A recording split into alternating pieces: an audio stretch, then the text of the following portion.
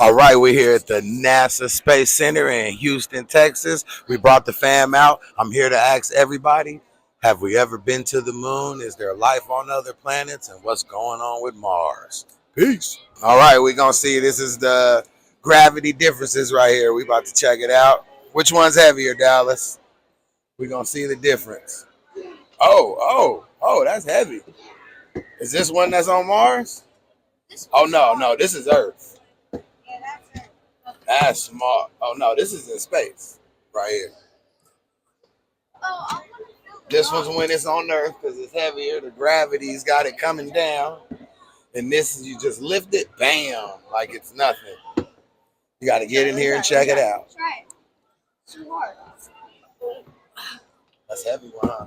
That's gravity right there. All right, we at the NASA Space Center right here in Houston, Texas, and I'm here. What's your name, sir? My name is Ken. I'm with Ken, a volunteer. He's breaking everything down about Apollo 13. So please tell us about Apollo 13. Right, on the Apollo missions from 50 years ago, where we had 6 landings on the moon, our first one was Apollo 11 in July of 1969, then Apollo 12, then Apollo 13 had the mishap en route to the moon where the side of the service module blew out, and it was necessary to go through a new plan or a replan to rescue the astronauts, bring them around the moon and back to Earth. They used a vehicle that was scheduled to land on the moon, the lunar module, as the rescue vehicle, and it was their vehicle. It was inside the LEM that the astronauts had to stay en route back to Earth.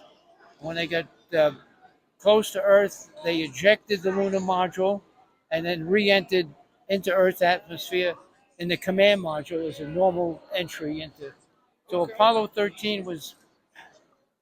I was a scheduler at the Kennedy Space Center for Grumman. You were? Yes. Oh, beautiful. And Apollo 13 was my first spacecraft assignment, and the lunar module was referred to as lunar module number 7. Where lunar module number 5 was the one that landed on the moon for Apollo 11. Lunar module number 6 was 12. Lunar module number 7 was Apollo 13. I got a question for you. Go ahead. When do you think we're going to put another human being on the moon? Right now, we're scheduled for September, no earlier than September of 2026, under the new program Artemis. Artemis is the name of the current program to return to the moon, the active program to return to the moon.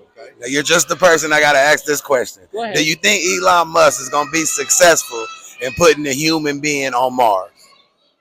Yes, but the first thing he's going to do under this Artemis contract, he's responsible, and Jeff Bezos, to manufacture the vehicles that are going to land on the moon.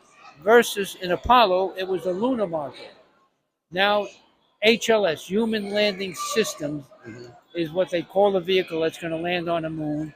And SpaceX and Blue Origin are contracted to manufacture those vehicles for NASA. And what about my boy, the one who owns Virgin? What's his name? Richard Branson? How do you feel about him? Well, he's off. A little different world of exploration, more aerodynamics,